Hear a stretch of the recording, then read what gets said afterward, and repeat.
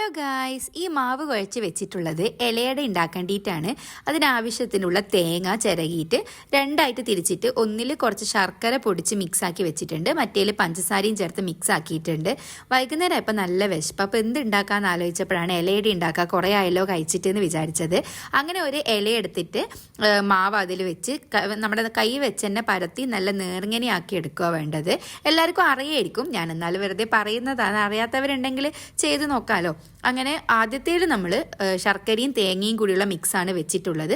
അതങ്ങനെ ഒന്ന് നേർങ്ങനെ പരത്തി കൊടുത്തതിന് ശേഷം എല്ലാം മടക്കിയിട്ട് ഇഡ്ഡലി തട്ട് വെച്ച് ചൂടാക്കി ആവി വരുന്ന സമയം നമുക്കതിലേക്ക് വെച്ച് കൊടുക്കാം.